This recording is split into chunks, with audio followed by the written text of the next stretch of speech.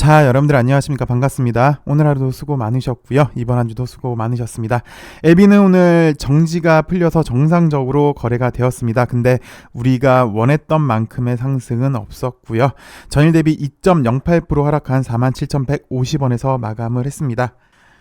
LB뿐 아니라 LB 관련주 전반적으로 비슷한 모습을 보여주고 있는데요. 사실 LB가 이 당시 때 상승했던 게 백신 기대감으로 상승을 했는데 추후 진행 사항이 좀 많이 더뎌요. 그래서 LB 관련주 주가도 좀 더딘 그런 모습을 보여주고 있고요.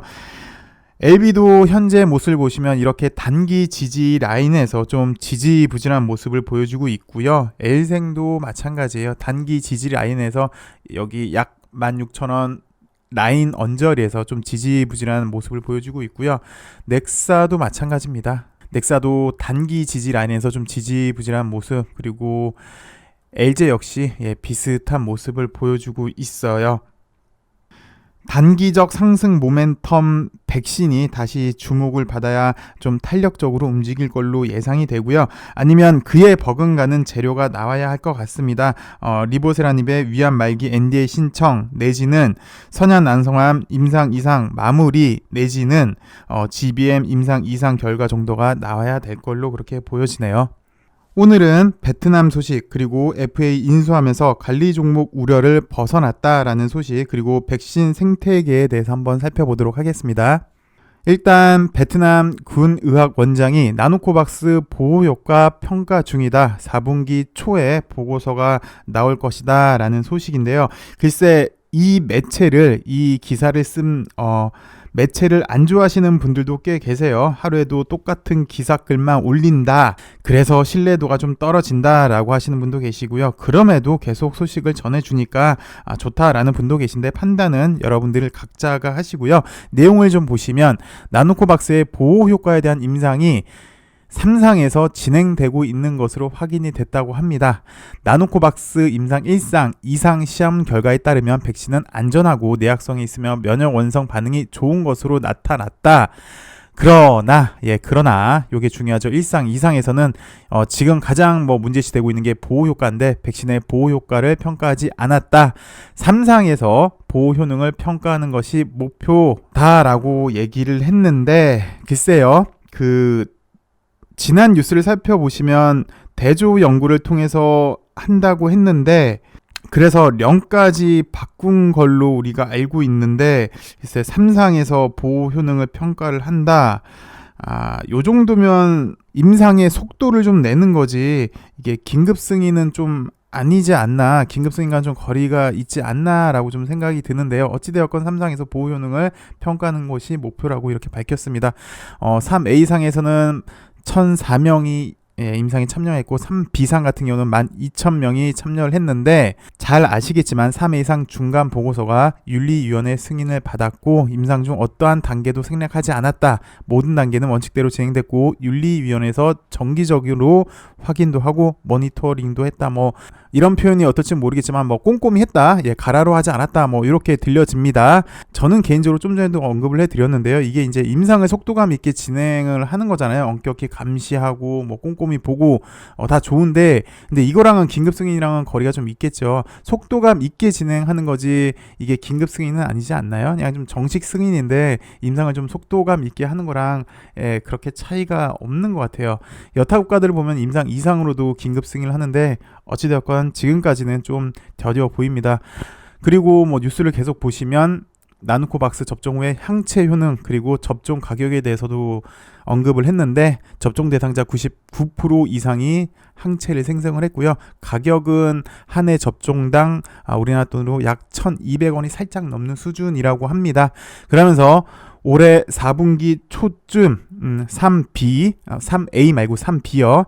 아까 12,000명이요. 3B상에 관한 중간평가 보고서가 나올 예정인데, 이는 즉시 보건부에 보고될 예정이다라고 설명을 했고, 여기에 또 덧붙여서 3B상을 보고 어떻게 하겠다 이런 얘기는 없고, 그냥 3B상이 4분기 초에 중기 평가 보고서가 나올 것이다 라는 이런 사실만 일단 얘기를 했어요. 근데 여기 또 4분기 초 라는 시간이 나와 있잖아요. 근데 요 시간 제한은 타임 리밋은 그냥 우리가 그러려니 했음 해요.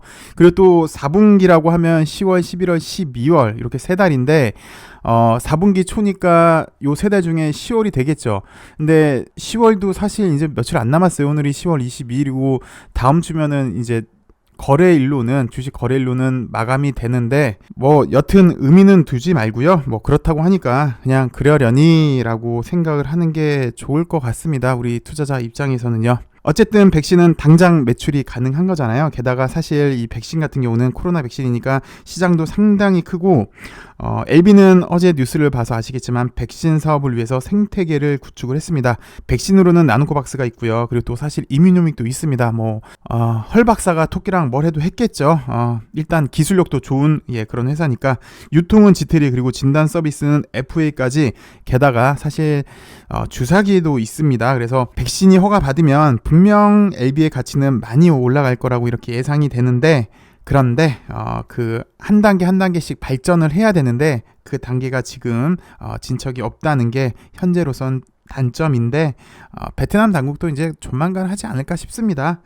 좀 차분히 한번 기다려보죠. WHO도 끌어들였고 하니까. 그리고 또 주가행에서 이런 소식도 올려줬으니까 여러분들 한번 참고를 해주시고요.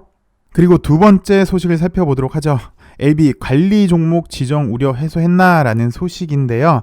사실 이건 어저께 우리가 오전에 이미 예상을 했었던 거예요. 근데 좀 의미를 두실 게 LB는 나름 그래도 리스크 관리를 한다라는 건데요.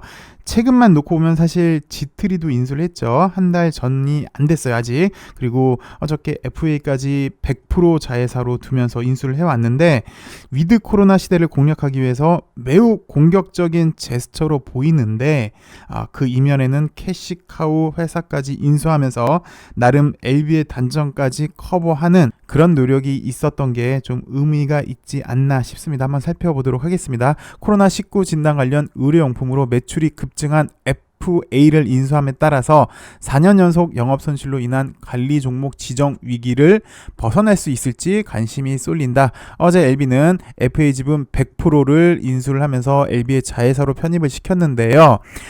인수를 한 이유는 장기 영업 손실에 따른 관리 종목 지정을 피하기 위한 것으로 보이기도 한다고 합니다. 상장회사는 잘 아시겠지만 4년 연속 영업 손실을 기록할 경우 관리 종목으로 지정이 되고 5년 이상 적자가 지속되면 이제 상폐가 되는데 LB 같은 경우는 2019년에는 약 50억 그리고 작년에는 약 100억 연속으로 영업 손실을 기록했고 올해도 1분기에는 약 25억, 2분기에는 약 75억 그래서 올해에도 지금 상반기에 약 100억 연속 적자인데 19년, 20년, 21년 세 개 연도 연속으로 적자가 나고 있죠. 그래서 내년까지 영업이익을 내지 못한다면 관리 종목 지정 우려가 있는데 이번 FA 인수로 적자를 모두 메울 수 있을 걸로 보여진다고 합니다. 근데 FA는 어저께도 살펴봤고 지금도 보겠지만 요거뿐만 아니라 이제 중국 로얄티도 들어오고요. 아필리아도 뉴스를 보시면 내년 초부터 유럽에서 독일, 영국에서 판매가 시작이 돼서 여기도 이제 매출이 있을 걸로 보여지고 주사기도 꽤 괜찮지 않을까?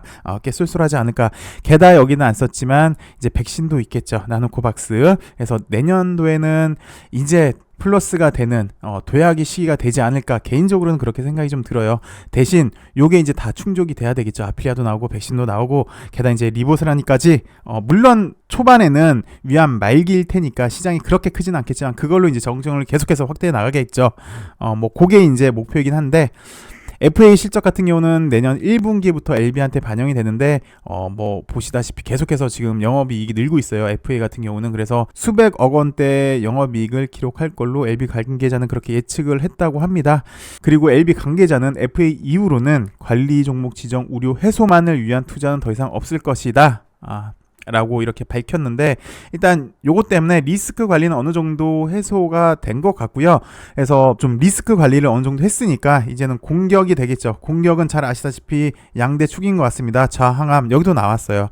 자항암 우백신 현금 창출 능력을 높인 만큼 그러니까 리스크 관리를 이제 어느 정도 했으니까 자항암 우백신으로 진행 중인 사업에 더욱 매진하겠다. 그래서 요게 된다면 이제 수비가 되고 공격까지 된다면 훨씬 더 좋은 모습을 보여주지 않을까 싶습니다. 그래서 전반적으로 결론을 좀 짚자면 위드 코로나 시대에 코로나 생태계 구축을 했다. 그리고 생태계 구축한 거와 동시에 리스크 관리도 어느 정도 했다. 현금 창출을 했다라는 데 의미가 있는 것 같아요. 이 생태계 구축했다는 데 의의가 있는 게 요즘은 엔터 산업이죠. 근데 예전에는 음향기기 산업이 핫했던 적이 있어요. 아주 예전에는 전축이 있었어요. 있는 집에서만 볼 수 있었다는 그 전축, 그리고 오디오, 그다음 워크맨. 제 나이 또래는 잘 아실 거예요. 학교 다닐 때 카세트 테이프를 막 이렇게 돌리고 그랬는데 워크맨, 그리고 CD 플레이어, 그리고 MP3까지. 물론 지금 시대는 이런 것들이 다 사라졌어요. 핸드폰이 모든 걸 할 수 있는 세상인데, 이렇게 음향기기 산업도 트렌드가 있어요. 전축에서 오디오, 워크맨, CD 플레이어, MP3, 이 트렌드를 잘 잡는 기업이, 시대의 흐름을 잘 읽는 기업이 성공하는 기업인데, 애플 같은 경우는 사실 90년도 말까지만 해도 맥 컴퓨터 만드는 회사였어요. 물론 유명도 했습니다. 근데 개인용 PC로 성공한 이미지가 좀 컸죠. 그래서 한 단계 좀 더 업을 시켰어야 하는 그런 과제가 있었던 당시였는데, 그리고 요 무렵 때 스티븐 잡스가 야인 생활을 끝나고 다시 애플로 복귀를 합니다. 다시 복귀했으니까 애플의 가치를 어떻게 키울까라고 고민을 했겠죠. 단순히 PC를 넘어서 새로운 하드웨어를 창출하려고 노력을 했었는데, 여러 가지 후보 중에 하나가 음향기기였어요. 그러니까 지금으로 치면 찾기도 힘든 추억의 MP3인데요. 그 당시 애플의 인자 중 한 명이었습니다. 존 루빈스타인은 어떻게 새로운 음향기기를 만들 수 있을까 고민을 해요. 두 개의 방안이 있었는데, 첫 번째가 하드디스크를 이용하는 거예요. 근데 하드디스크는 용량은 되는데 너무 커서 이걸 이제 휴대하기 불편하다는 치명적인 단점이 있었고, 또 다른 하나는 플래시 메모리죠. 우리가 잘 아는 USB인데 이건 작아서 휴대하기는 정말 편리한데 용량이 또 너무 작다는 거예요. 32MB 정도 되니까 한 10곡 정도 들어가나요? 그래서 그냥 이걸 어떻게 할까 고민만 하는 수준이었는데, 그러다가 의례적으로 일본 출장을 가게 됩니다. 파트너사인 도시바에 갔는데 볼일 다 보고 이제 나가려고 하는데, 도시바 측에서 새로운 하드디스크를 개발했다고 구경 한 번만 하라고 해서 봤는데, 그게 바로 막 개발에 성공한 1.8인치 하드디스크였습니다. 크기도 작고 두께도 얇아서 게다가 용량까지 크니까 이거 딱 보자마자 존 루빈스타인은 그래 이거다 라고 생각을 해요. 재미난 건 정작 개발에 성공한 도시바는 이걸 어떻게 써야 할지 고민을 하고 있습니다. 당시 하드디스크 사용하는 거는 이제 노트북 정도였는데 1.8인치 그리고 2.5인치는 노트북용으로는 별 차이가 없어요. 그냥 가격만 2배 정도로 비싸서 사실 PC 제조업체 입장에서는 구태여 비용 올라가는 비싼 하드디스크를 쓸 이유가 없었죠. 그래서 도시바 측은 어떻게 사용할지 몰랐는데, 근데 이 하드디스크는 애플한테 넘어가니까 전 세계 음악 시장의 생태계가 변하게 됐습니다. 그래서 탄생한 게 1세대 아이팟인데요.